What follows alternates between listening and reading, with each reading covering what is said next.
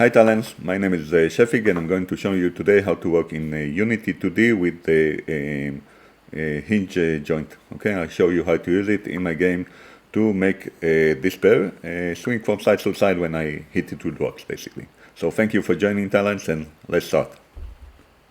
So basically what I want to do is I'm working on this game and I want to move the pair, but to move it in a way that it is connected to a tree and move from side to side. Let me show you. So let me just start by running this game. Okay, and of course you don't see a tree, but I have this figure here, and if I press the mouse right here, okay, it's kind of for this stone, and I want to get this effect. Okay, so let's see how we can make it with the hinge joint. So first of all, to be able to see it, what I do is I actually have it a tree. I have a tree in background right here, and if I just enable it, okay, you see it like this, but because the tree is green, it's hard to see it working with the hinge. So first of all, to make my job a bit easier, I hide it. Okay, it doesn't really matter now because I'm in play mode, and when I start, everything goes back to normal. So here I'll already have the hinge, so let's see how to do it from the beginning. Okay, so how do we do it? First of all, this is good look, we zoomed in, but we want to make a new one. So I'll go to my assets, to my images folder. There are some images I made here, and let's take this one with the glasses. Okay, and let's just put it around here. I'll zoom out. And it's like huge, right? You know what? Let's keep it pretty big. So I'll move this one. Okay, oh, okay. He moved it without his. Let me just hide it for a second. Okay, let's not see it. But okay, I disable it. Let's just keep this huge one, and I'll make it smaller. So I press R for scaling. I drag it like here, and now it's smaller. So we have now the pair with the glasses, with a pair of glasses, and we want to make it like move around. So first of all, it has to be a physical object, a physics object. And so I'll give it the script, though I'm not using it yet. And let's add. So first of all, we want a rigid body. Rigid body 2D. This is a 2D in game, and it's dynamic, which is good for us. And let's add another thing. I'll add a collider. Now, because I want there are a few ways to make collider for this one. I'll show you the one I'm usually using, which is the polygon collider. So polygon collider, when done automatically, it does all this very detailed collider, and we don't want all of that. We can actually, press this and start moving them around. And I think if I press with Control, I can start to make it more simple. But this is a long work. So what I do, I go to points, and there's path. There could be several paths. And I'll change it. One is okay, but I'll change the size because I want to work really easily. I start with 3. Now 3, he will take the first 3, I believe. Yeah, and it's just here. It's very confusing how to work with this one, but it's really easy. I'll start with that. I'll just put in the point at the top, and now very quickly I'll move around and add more and more points till I have something I'm happy with. The reason to do the polygon collider simplified is because the more the collider is simple, the less calculation we have in the game. It's easier for the game engine to activate the game and calculate all the physics and collision. And that's why sometimes the best thing is just to use a circle collider. Circle collider is just a circle, because it's the easiest way to calculate, collision. And maybe at some point in the future I'll show you why. Anyway, so now I have this collider, and basically it's ready to work with. Okay, so let me just start it. Start the game again, and let's see what happens. Okay, so it just falls and stays on the head of this person. Okay, one of the reasons it falls and stays like this is because the material. So I wasn't going to look on that, but anyway, here's the material. I'll take this one. I can put it either in the rigid body or the polygon collider, but I'll put it for now in the rigid body. And there is a reason to put it on the collider, but once you have, in case that you have only one collider, it doesn't really that matter. So let's go with this one, see how it behaves. Okay, now it's kind of jumping, really nice. And let me do it again and try to shoot stone at it. Okay, so this is important because we build in games, so the best reason to create games is to have fun, so playing around with it, it's nice. Anyway, let's go to the important stuff of creating a hinge. Okay, so I'm going to add a component, and I'm going to need to look for the hinge joint 2D. Okay, and just place it in the middle, and I can probably take it and move it right here, right? And I want to change the connection point. So let me see. If I say like edit, okay. So probably the best way to do it is do it something like this. So let's say the anchor is at 0. This is the location good, and let's say this is 0. And let's start in the same position, okay? And, more or less 1 point.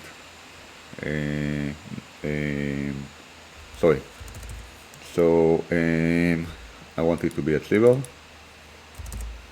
And if this one is 1.95, let's do it 1.95. Okay, it's kind of hard to see it. So if I press here, I can change it. Okay. Again, I can change it by doing here usually.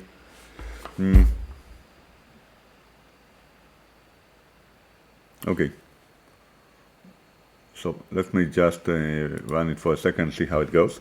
So this is the right point because I want it to move by the stamp. And you see, it's actually pretty good. Now, there is a way, I'm not seeing it now, to show exactly where it is. Okay, now this is the problem, just going anywhere. So let's solve this. So I can actually see this. Okay, but okay, never mind. Now there are things like use motor, which will cause it to move. Okay, let's say I make a motor and I do the speed of 2. Let's see how it works. Okay, and you see it start moving. Okay, if I'll make it something like 15, it will be much more visible. Okay, and this can be useful if we like create game of many, maybe pinball, something like that. We want something to move around. So this is pretty nice. I'm not using it. What I'm actually want to use is I want to control the rotation angle. I don't want it to rotate too much. So how would I do that? There is the lower angle and the upper angle, and you see that it's kind of the whole circle, 360. And for this I will use minus 60 and 60. Okay, but we can't see any different then because the use limit is not marked. So if I mark the use limit, now you can see it. Okay, so there is this angle, right, from the anchor to connected anchor, which I'm not sure why it doesn't show it. Okay, maybe if I'll stop now, right now, no. Let me just try it at, first of all, let's do this. Okay, here we go. So now both of them are at about the same size as 0, 0. Okay, so I don't want this to be marked to show it. And this is a good location for me, but the Y here, okay, so this is a bit confusing, right? Because it's going to the right, but let me just do this thing. Do it manually. Okay, so I'm putting it down, I'm putting it like here, and this would be great. So now the whole reason, by the way, that I had to do it is because of the angles. And you see this angle of the joint, it doesn't really matter. This is the one that's moving. And this, okay. I'll just, let me show you. So if I'm running this game, okay, and I'll go to the scene, okay. In the scene I can see it, right? So you see how it moves and you see this line? Okay, it's going from side to side, and this is because it is limited. Okay, let me show you. So I'll put the game on this side, and let me just throw the stone, and you see what's happening here. This line is limiting the rotation. Okay, and it's a bit confusing because the angles are for this side, but it actually makes sense because if we look on the rotation circle, like in trigonometry, the y0 and x1 to the sides is like the zero angle. Okay, we'll talk more about it probably in another movie. Anyway, so this is actually all you need to know. This is how to make the hinge. I'll show you just one more interesting thing. So it makes sense, because I'm making this game, that I would like, when I hit this pair with the rock, that it would disconnect and fall, right? This would make it much more fun. Actually, for my game, I don't want to do it, but for this game, for learning reason, I'll show you how to do it. So there is here the brake force and the brake torque. I'm not sure how to pronounce it. And so this is about the first movement, and this is about I think the angle of movement, so, or the angle of movement in rotation. So just for this reason, I'll just put 100 just to show you how it might act. Okay, so now if I use enough physics force, this will break and the pair will both fall like this. Okay, this is really nice. But so I use it here, right? I'll stop it. Okay, we used it here by brake force, but actually I would like to leave it on infinity and infinity. So I actually want it to stay there. Why would I want to do that? Why would I want the pair to stay on the tree, even if it's hit by a rock? The thing is, maybe I want to use different rock on different periods of fruit to take them off the tree. And another thing, if I have a few of them, okay, you know what, let's just show it. So I could go here, press Control D or Command D on Mac, and I have to view them. And by the way, this will be funny if I run right now, because they're all in the same position. It would try to calculate it, and we have this mess. Okay, so let's just move them around a bit. Okay, and okay, I'll show you a few things about it. So first, and they are with the same jump place. Okay. Okay, so we have this one and this one. Great. And this, you know what? Okay, let's take this one. Put up here. Fix the joint. Okay, really nice. So we have all these pairs, and let's mark all of them and make them breakable. Okay, I'll give them like 50. And let's run the game. So all of them are kind of swinging by, and now here's what might happen. Okay, let's say I do something like this. I'm not very good at it. Okay, I can make it. Yeah. Okay, so maybe I don't want, for example, that when one pair is falling and touches another pair, I don't want it to make the other one fall. This is actually part of my game mechanics, and that's why I'm not going to use this force, okay, to disconnect the pairs. So I'm not going to use 50, I'm going to use infinity. Okay, so that's why I'm not going to change it. You might ask, so how will I handle them falling? I might show it in a later movie, but the main idea is just physics calculation.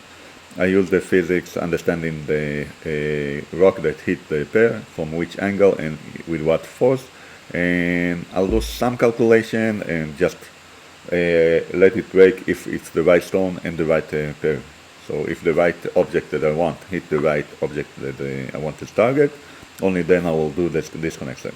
So thank you, Talons, for joining me. This is actually my first video in this format and in English. I'm used to speaking in Hebrew. You know, at this point, a YouTuber would say, please support, subscribe, like and comment. Of course, I would like you to do that, but basically I just wanted to help you, because when I was looking for this solution, it was really hard to find it. And you know what, I might just show you the video I did use. Okay, so let me do it right now. Okay, I'll just use this one. Okay, a lot of data here, right? Okay, so 1